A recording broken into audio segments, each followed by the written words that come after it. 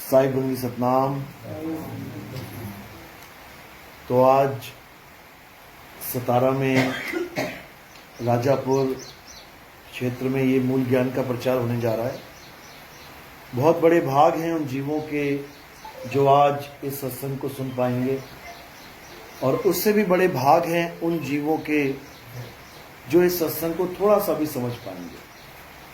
क्योंकि सुनना आसान है, आए बैठे घंटा 2 घंटा सुन के चले गए, लेकिन इस सत्संग को समझना बहुत मुश्किल है। इस सत्संग को समझने के लिए पूर्ण विवेक की जरूरत पड़ती है। आपको विवेकी होना पड़ेगा, समझदार होना पड़ेगा, नहीं तो ये सत्संग बिल्कुल भी समझ में नहीं आएगा। क्योंकि ये सत्संग कोई किसी राजा महाराजा की कहानी नहीं है, किसी देवी देवताओं की लीला नहीं है, कोई ऐसा कहानी किस्सा नहीं है जिसमें आपको किस्से सुना के, कहानियां सुना के तालियां बजवाई जाएं। ये सत्संग मूल ज्ञान का सत्संग है। मूल ज्ञान का मतलब आत्म ज्ञान। यहाँ पे किसकी महिमा गाई जाएगी? केवल और केवल आत्मदेव की। और आत्मा ही इस दुनिया का एकमात्र सत्य है, जिसकी महिमा सारे वेद, पुराण, गीता, भागवत, सारे संतों की वाणियां, सारे ग्रंथ, हर प्रकार का जितना भी इस दुनिया में ज्ञान है, ये सब आत्मा की ही महिमा गाता है, डायरेक्ट या इनडायरेक्ट। तो आज उसी आत्मा को अच्छे से समझने की कोशिश करेंगे, जिस आत्मा की वजह से हमारा पूरा संसार, हमारी पूरी दिनचर्या काम कर रही है। सुबह से उठते हैं और रात में सोते हैं, बीच में कितना भी काम तुम कर रहे हो, सब किसकी वजह से हो रहा है? आत्मा की वजह से। बिना आत्मा के एक पत्ता भी नहीं हिल सकता, आपकी एक उंगली भी नहीं हिल सकती। अगर आत्मा ने शरीर को छोड़ दिया तो समझो खेल खत्म। तो आज उसी आत्मा के बारे में गहराई से जानेंगे, समझेंगे और फिर निर्णय करेंगे कि हमने सत्य को अपनाना है या झूठ के साथ रहना है। तो आज का सत्संग शुरू करने से पहले परमात्मा के नाम पे जयकारा लगाएंगे। बोलिए परमपिता परमात्मा की जय, सदगुरु बंदी छोड़ कबीर साहिब की जय, सभी संतों की जय, सभी भक्तों की जय, इस गांव नगर बस्ती की जय, सकल हंस को बंदगी साहिब बंदगी। तो आज उस आत्मा का जिक्र करेंगे जिस आत्मा की महिमा सब संतों ने गाई है, सब ग्रंथों ने गाई है, लेकिन कोई बताने वाला नहीं मिला, कोई समझाने वाला नहीं मिला।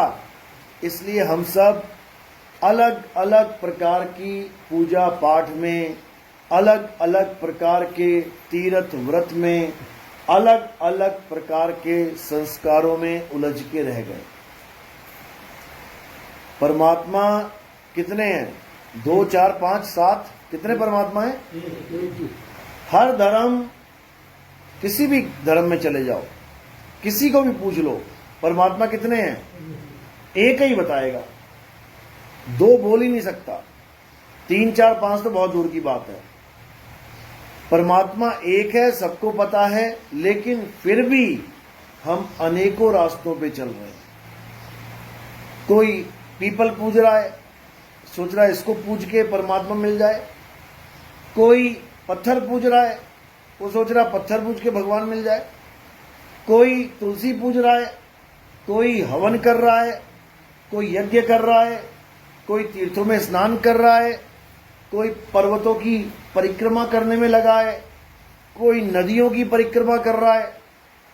ये सब अलग अलग अलग अलग अपना अपना ज्ञान लेके बैठ गए, जबकि परमात्मा एक है। अगर परमात्मा एक है तो उसे पाने का तरीका भी एक ही होगा, लेकिन वो तरीका हमें मिला नहीं, तो हमने क्या किया? अपने मन के ही तरीके बना डाले। 2 ही प्रकार का ज्ञान है इस दुनिया में, या तो गुरुमुख या फिर मनमुख। बस दो ही चीजें हैं। तुम दो ही लोगों के कहे पे चल सकते हो। अगर गुरु बना लिया फिर तो गुरु के कहे पे चलोगे, गुरुमुख हो गए। और अगर जिसने गुरु नहीं बनाया तो उसका गुरु कौन है? मन। सुबह से लेके शाम तक तुम किसका कहा मानते हो? मन का। तुम सो रहे हो मजे से, मम्मी आई, उठ जा बेटा, उठ जा उठ जा। अब कब उठेगा वो? ऐसे नहीं उठेगा। कब उठेगा? जब उसका मन करेगा, जब मन अंदर से आवाज देगा उठ जा, एकदम उठ जाएगा। और अगर मन ने कह दिया ना, अरे बोलने दे, सोता रहे तू, मजे कर, और सो ले, थोड़ा आधा घंटा और सो ले, हैं मम्मी बोल रही है बोलने दे, मैं सो जाता हूं। यानी किसके कहे पे उठा? मम्मी के कहे पे नहीं उठा, मन के कहे पे उठा। उसके बाद नहाने धोने चला गया, साबुन कौन सा लगाएगा? मन पसंद। 50 तरह के साबुन होंगे दुकान में, कौन सा उठाएगा? ये हाथ कहां जाएगा अपने आप? मन पसंद पे। टूथब्रश टूथपेस्ट कौन सा करेगा? मन पसंद। तेल कौन सा लगाएगा? मन पसंद। खाएगा क्या? मन पसंद। जो पसंद नहीं है उसको कहेगा ना ना ये नहीं खाना मैंने। क्यों? मेरे मन को पसंद नहीं है। यानी हर काम किससे पूछ के कर रहा है? मन से। तो कबीर साहब यही समझा रहे हैं, मन के मते न चालिए, मन है पक्का दूत। ये मन तुम्हें पता नहीं कहां ले जाके गिराएगा। इसी मन के कहे पर काम करने वाले आज जेलों में भरे पड़े हैं। जाओ पूछो उनसे, तुम जेल में कैसे आ गए? अरे एक आदमी ने मुझे गाली दे दी, मेरा मन किया कि इसके सिर पे पत्थर फेंक दूं, और मैंने अपने मन का कहा मान लिया, मैंने सिर पे ईंट मार दी और मैं जेल में बैठा हूं। किसके कहे पे ईंट मारी? मन के कहे में।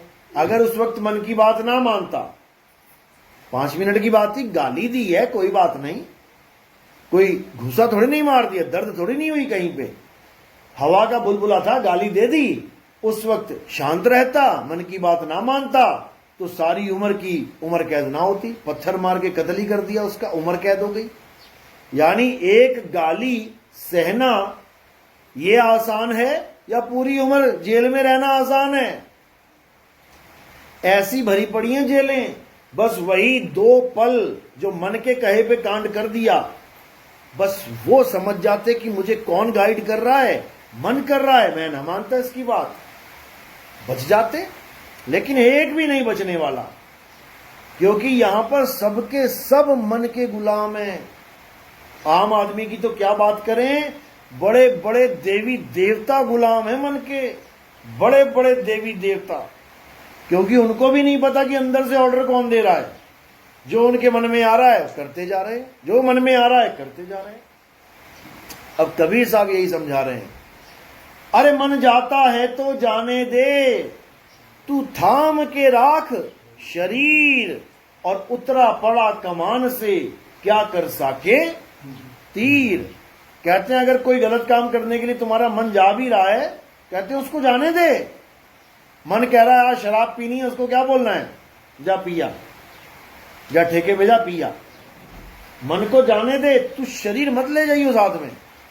मन जाता है तो जाने दे, तू थाम के राख शरीर। किसको बोल रहे हैं? कौन रखेगा थाम के? किसको ज्ञान दिया जा रहा है? जीव को।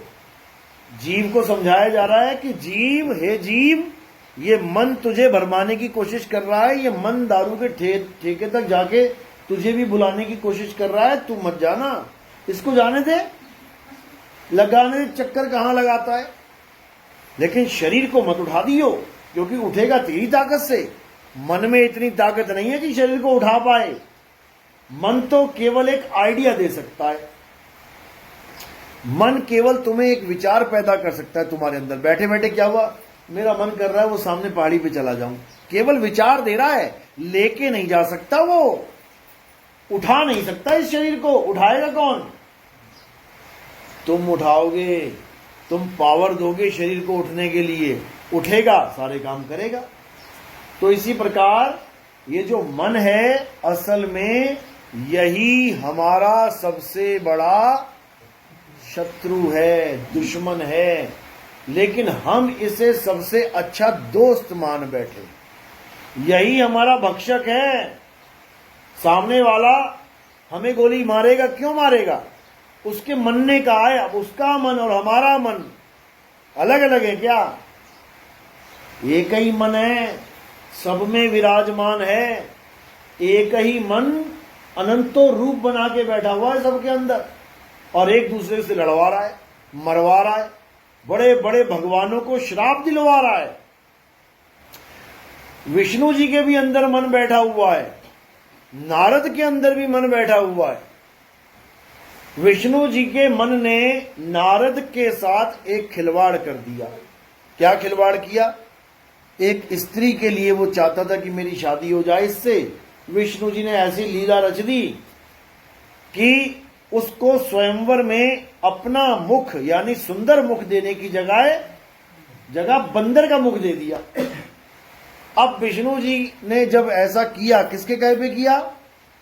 मन के कहे पे। उनके मन में ये ख्याल आया, उन्होंने कर दिया। अब नारद का मन दुखी हो गया। हालांकि मन एक ही है दोनों का, अलग अलग नहीं है, लेकिन ये इतना शातिर है, अलग अलग बना बैठा है ये। तो जैसे ही नारद का मन दुखा, अब इधर से नारद का मन उसने क्या कर दिया? श्राप दे दिया कि हे विष्णु, जैसे तुमने मुझे तड़पाया स्त्री के लिए, तुम भी स्त्री के लिए तड़पोगे। तो क्या बन के आना पड़ा विष्णु जी को? राम बन के आना पड़ा। देखो मन का खेल, इधर भी बैठा है, वो इधर भी बैठा है, दोनों साइड बैठा है और सारे खेल खेल रहा है। इससे उसको श्राप दिलवा रहा है, इससे उसको वरदान दिलवा रहा है, उससे फिर उसको श्राप दिलवा रहा है। यही खेल चलता चला जा रहा है। समझ लो, सुदामा, कितना अच्छा प्यारा नाम है सुदामा। कृष्ण जी का परम भगत था। कृष्ण जी ने उसके चरण धो के पिए थे। तुम भी कृष्ण जी की पूजा करते हो या औरों ने भी करी? क्या कृष्ण जी ने सुदामा के अलावा किसी और के चरण धो के पिए थे कभी? कभी नहीं पिए। केवल सुदामा के चरण धो के पिए कृष्ण जी ने। लेकिन सुदामा के साथ मन ने क्या खेल खेल दिया? किसके मन ने? राधा के मन ने। जब सुदामा गोलोक को चले गए, गोलोक धाम, कृष्ण जी के धाम, जिसको ये वृंदावन वाले कहते हैं, कोई बिरला पहुंचता है गोलोक। जो कृष्ण जी की परम भक्ति करता है वो सुदामा पहुंच गया गोलोक। उसके बाद वहां पर भी राधा ने उसको ऐसा श्राप दे दिया कि बेचारे को राक्षस बन के आना पड़ा दुनिया में। शंखचूड़ नाम का राक्षस बन के पैदा होना पड़ा। कृष्ण जी के परम मित्र को, परम भगत को किसने बनाया राक्षस? उसको मन ने बनाया। मन ही वरदान, मन ही श्राप देता है। और ये सारा खेल वरदान और श्राप का ही है। तुम्हें जितने भी देवताओं के दर्शन हो रहे हैं मंदिरों में, ये सब श्रापित हैं।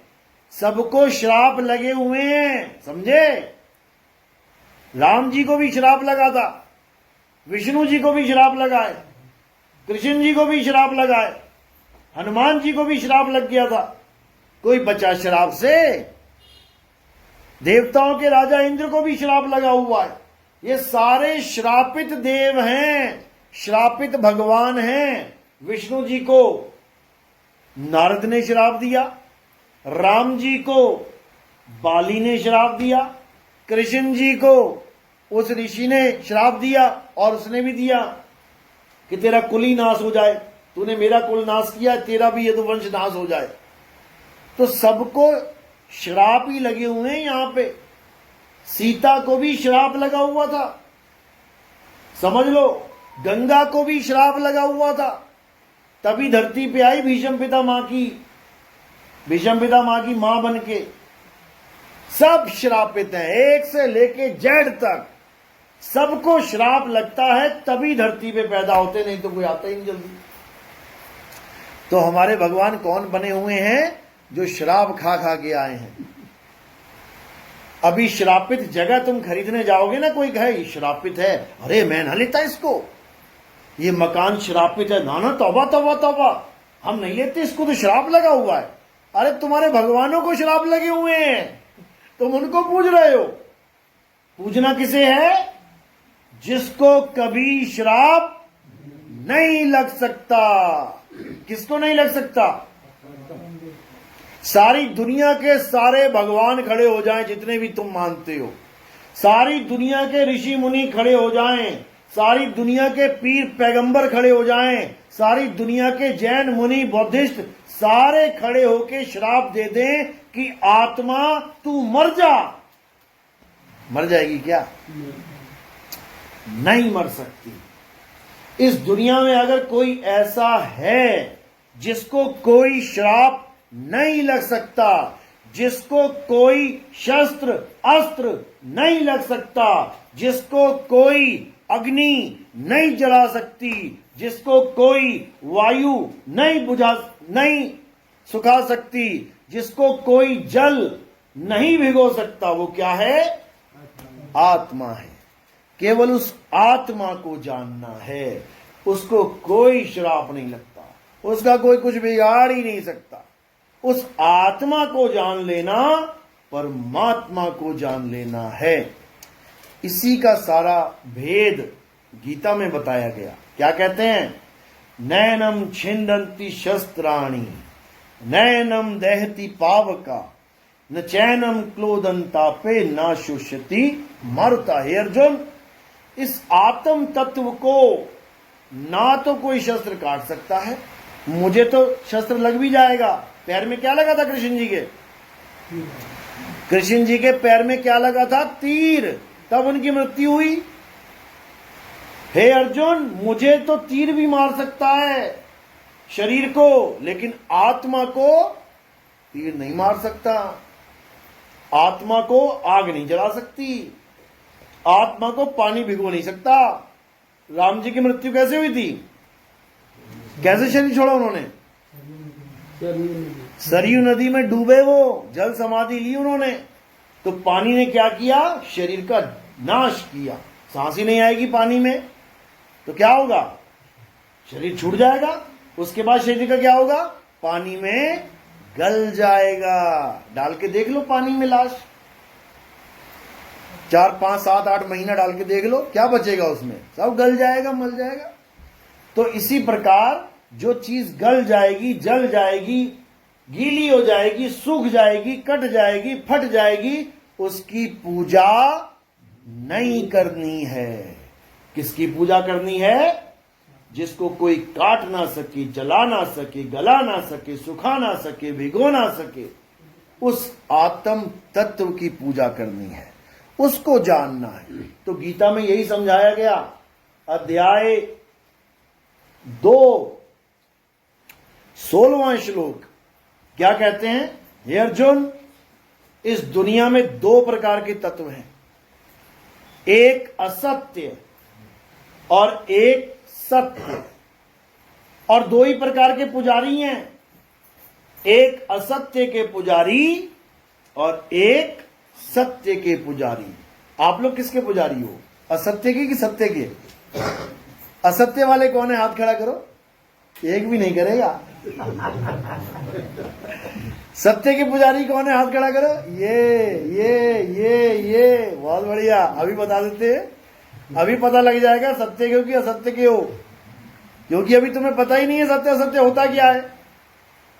असत्य और सत्य में फर्क क्या होता है, ये किसे पता है? हाथ खड़ा करो जरा, अपने वालों को छोड़ के। असत्य में और सत्य में क्या फर्क होता है, अभी बताते हैं। हे अर्जुन, इस दुनिया में 2 प्रकार के तत्व हैं, सबके लिए, हिंदू के लिए, मुसलमान के लिए, सिख के लिए, ईसाई के लिए, जैनियों के लिए, बौद्धिस्ट के लिए, आस्तिकों के लिए, नास्तिकों के लिए, सबके लिए 2 प्रकार के तत्व हैं। कौन कौन से? एक असत्य। असत्य का मतलब क्या होता है? कौन सा तत्व है असत्य? जो पैदा हो जाए और जिसका नाश हो जाए, वो असत्य है। तो क्या पैदा होता है और क्या नाश होता है? शरीर। हनुमान जी पैदा हुए, राम जी पैदा हुए, सारे देवी देवता पैदा हुए, सबके शरीर छूट गए, क्योंकि शरीर का मतलब है जब पैदा हुआ है तो नाश भी होगा। हाँ, समय अंतराल छोटा बड़ा हो सकता है, कोई आज ही पैदा हो गया आज ही मर गया। ये मक्खी मच्छर 1 दिन 2 दिन 3 दिन में ये स्वाहा हो जाते हैं, एक एक दिन की लाइफ होती है इनकी कई बार। तो 1 दिन वाले भी हैं और हजारों साल वाले भी हैं। बरगद का पेड़ हजारों साल जिंदा है, पीपल का पेड़ 1000 साल जिंदा रह जाता है, तो ऐसे भी हैं। लेकिन जो पैदा हो गया और जो मरेगा वो असत्य है। अब आप देखो कि किसकी पूजा कर रहे हो। जिसकी भी तुम पूजा करते हो, तुम्हें अगर ये पता है कि ये कब पैदा हुए थे, इसका मतलब तुम असत्य के पुजारी हो, समझ लो। अगर तुम ऐसे भगवान की पूजा कर रहे हो जो सतयुग में पैदा हुए, सतयुग में थे, या फिर ऐसे भगवान की पूजा कर रहे हो जो त्रेता में पैदा हुए, या ऐसे भगवान की पूजा कर रहे हो द्वापर में पैदा हुए, या ऐसे भगवान की पूजा कर रहे हो जो अभी कलयुग में पैदा हुए, इसका मतलब तुम असत्य के पुजारी हो। और असत्य का मतलब क्या होता है? जो पल पल बदलता रहे, जो सदा एक सा ना रहे, वो असत्य है। जैसे पीपल का पेड़ आज हरा है, थोड़े सालों बाद देखोगे पीले हो गए सारे पत्ते। आज टहनी हरी भरी है, फिर देखोगे सूख के गिर ही पड़ा, बदल गया। आज तुलसी हरी भरी है, 4-5 दिन पानी नहीं डाला, पत्ते सूख गए। आज खड़ी है सीधी, कल को गिरी पड़ी है, बदल गई। कोई भी चीज है, मंदिर, मस्जिद, गुरुद्वारा, चर्च, कोई भी चीज है, रोज बदल रहा है, रोज बदल रहा है, रोज बदल रहा है। जब बन रहा था तब भी बदल रहा था, और अब जब बन के तैयार हो गया तब भी बदल रहा है। लेकिन वो प्रोसेस इतना धीमा है कि तुम्हें लग रहा है नहीं, ये नहीं बदल रहा। जैसे ये दीवार है, तुम्हें लग रहा है बदल रही है, रोज रोज बदल रही है। ये देखते देखते देखते तुम्हारे सामने दीवार का रंग एकदम उड़ जाएगा। तुम कहोगे यार रंग ही फीका हो गया इसका, अब दोबारा से व्हाइट वॉश कराओ। कैसे फीका हुआ? क्योंकि रोज इसका समय बीत रहा है। हमारा चेहरा रोज बदल रहा है क्या? रोज बदलता है क्या? अच्छा, आज चेहरा ऐसा है, कल को तुम बदल दोगे, पहचान ही नहीं पाओगे अपना ही चेहरा। रोज बदल रहा है कि नहीं? रोज बदल रहा है, रोज बदल रहा है, लेकिन तुम्हें पता नहीं लग रहा कि ये बदल भी रहा है कि नहीं। जब तुम छोटे से बच्चे थे तब की फोटो, उसके बाद इतने बड़े हुए, तब की फोटो, उसके बाद इतने बड़े हुए, तब की फोटो, उसके बाद शादी हो गई, शादी के 10 साल के बाद फोटो, 20 साल बाद, सारी फोटो देख लेना रख के एकदम सामने। तुम्हें अपनी ही शक्ल में बदला, अरे ऐसा था मैं, ओ मैं ऐसा था, मैं ऐसा था, आज बूढ़ा हो गया। तुम्हारी शक्ल कितनी बार बदल गई। जो बदल जाए वो क्या है? सत्य है असत्य है? असत्य है।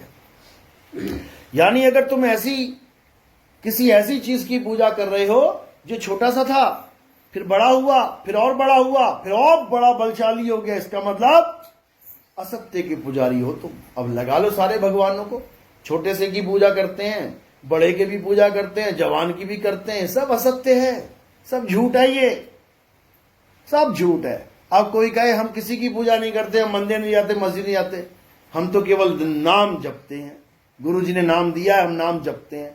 अब उनको क्या बोले, सत्य है कि असत्य है? वो तो किसी शरीर की पूजा भी नहीं कर रहे, तो कैसे पता लगेगा? लेकिन मीटर तुम्हारे पास है, मीटर लगा के चेक कर लो। कौन सा नाम जपते हो?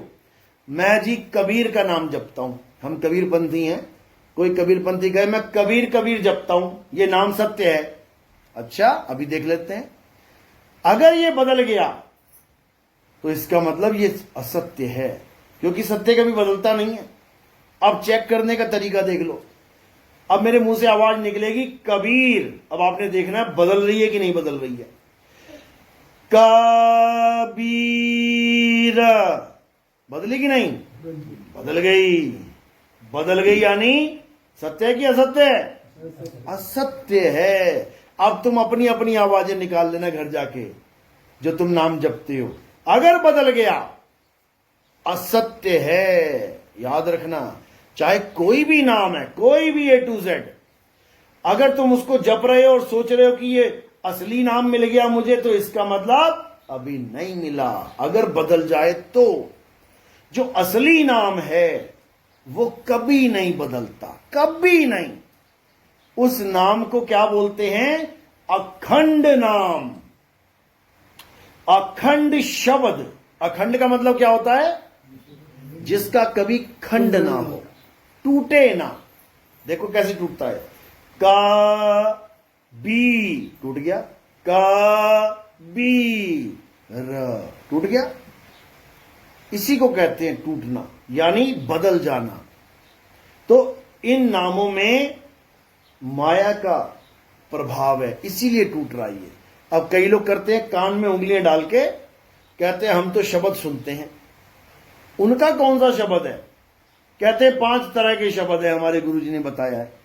पहले एक शब्द आएगा, फिर दूसरा आएगा, फिर तीसरा आएगा, फिर बदल रहा है।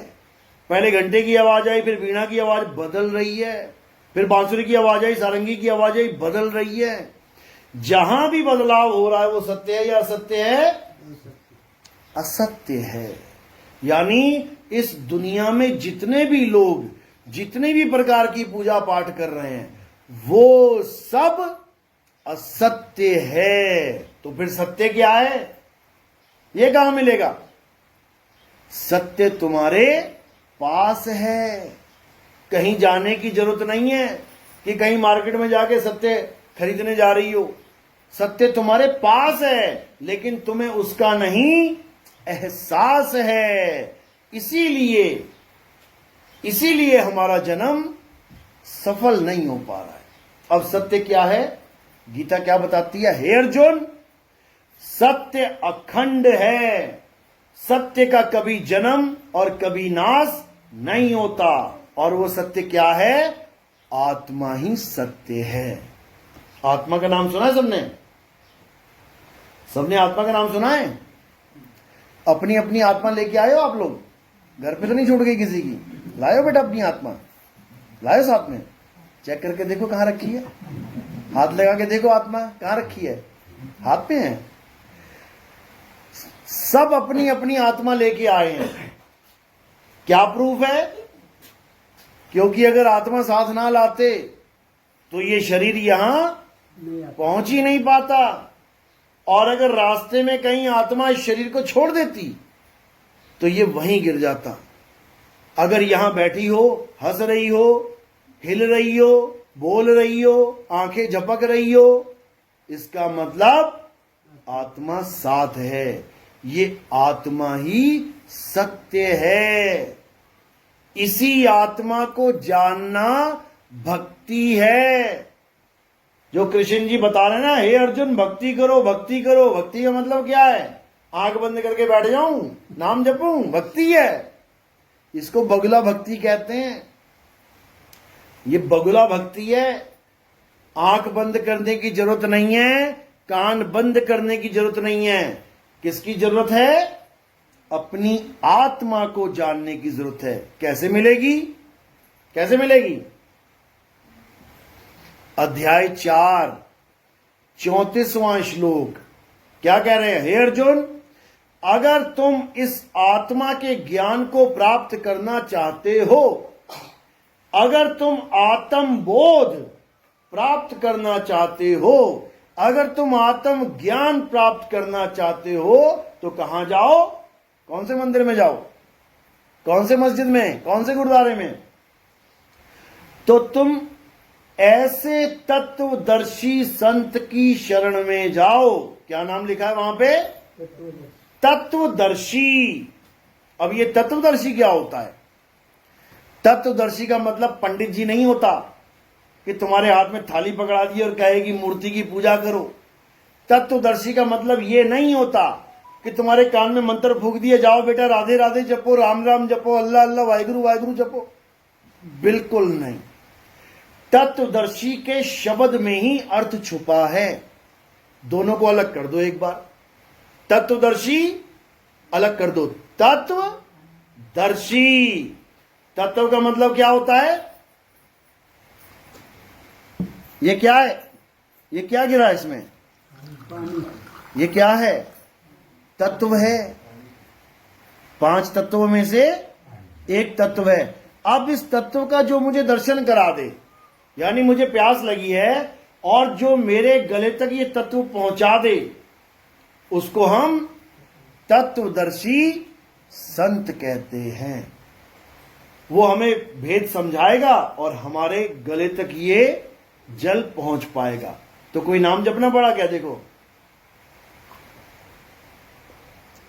कौन सा नाम जपा मैंने? कोई नाम जपा? बिना नाम जपे गला गीला हो गया। ये तत्वदर्शी की महिमा है। ये तत्वदर्शी की महिमा है कि बिना नाम जाप करवाए तुम्हें परमात्मा मिलवा देगा वो। और जो नाम जाप करवाते हैं वो कौन है? वो तत्वदर्शी नहीं है, वो है जपी। जो नाम जपवाए वो है जपी। जो तपस्या करवाए वो है तपी। जो घर बार छुड़वाए वो है सन्यासी। जपी तपी सन्यासी के चक्कर में नहीं पड़ना है। किसको खोजना है? हे अर्जुन, अगर तुम सत्य को जानना चाहते हो तो तुम ऐसे तत्वदर्शी संत की शरण में जाओ जिसने आत्मा को जान लिया है, जिसको आत्मा का भेद पता है। वही तुम्हें तुम्हारी आत्मा का ज्ञान दे सकता है, अन्यथा और कोई रास्ता नहीं कि तुम सत्य को प्राप्त कर पाओ। और अगर ये जीव